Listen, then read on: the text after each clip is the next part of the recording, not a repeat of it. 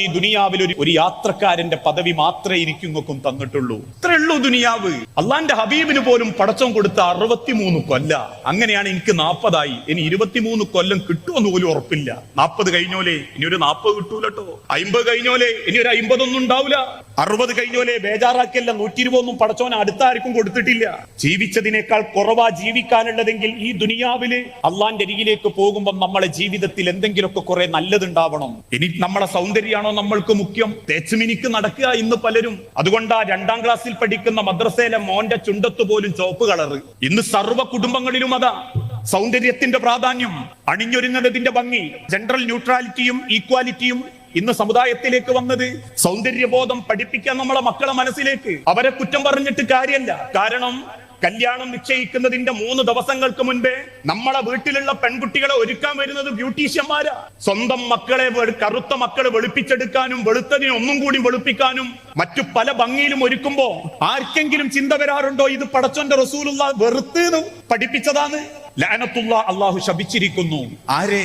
അന്നാമിസാത്തു വൽ മുതനമ്മിസാത്തു, ചുണ്ടിൽ ചായം തേക്കുന്നവളെയും ചായം തേക്കാൻ ഇരുന്നു കൊടുക്കുന്നവളെയും. അൽ വാസിമാത്തു വൽ മുതവസ്സിമാത്തു, പിരികം വടിക്കുന്നവളെയും പിരികം വടിക്കാൻ ഇരുന്നു കൊടുക്കുന്നവളെയും. ഞാനല്ലട്ടോ, ഞാൻ പറഞ്ഞതാണ്, നിങ്ങൾ വേണ്ടാന്ന് വെച്ചോ. അള്ളാന്റെ ഹബീബ് പറഞ്ഞതാ, പ്രവാചകൻ സല്ലല്ലാഹു അലൈഹി വസല്ലം പറഞ്ഞതാ, ലയകൂനന്ന മിൻ ഉമ്മത്തി, എന്റെ ഉമ്മത്തിൽ ഒരു കൂട്ടർ വരും, ലോകം അവസാനിക്കാറാകുമ്പം അവരുടെ അടയാളം അല്ല വേണ്ടെന്ന് പറഞ്ഞ പലതും അവർ വേണമെന്ന് വെക്കും. ഭംഗിക്ക് വേണ്ടി പടച്ച റബ്ബിന്റെ ദുനിയാവിൽ അവർ വേഷം കെട്ടും. അള്ളാഹുവിന്റെ പ്രവാചകൻ ചെയ്യരുതേ എന്ന് പറഞ്ഞ പലതും അവർ ചെയ്യും. അവരുടെ ജീവിതത്തിന് ഒരൊറ്റ ലക്ഷ്യമേ ഉണ്ടാകൂ, ഉള്ളത് അടിച്ചു പൊളിച്ചങ്ങോട്ട് കുളൂസായിട്ട് ജീവിക്കുക. പക്ഷെ എങ്ങനെയൊക്കെ ജീവിച്ചാലും ഈ തടി വെക്കേണ്ടത് മണ്ണിലേക്ക് തന്നെയാ.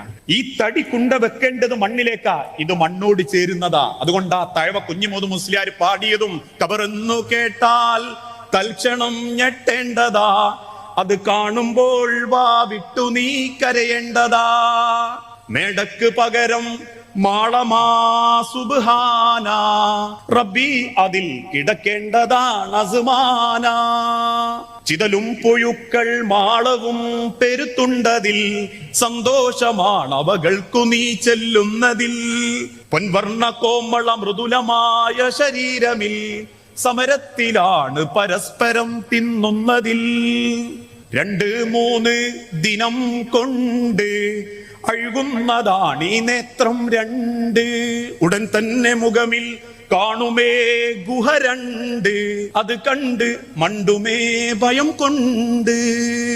അത്രേ ഉള്ളൂ സൗന്ദര്യം.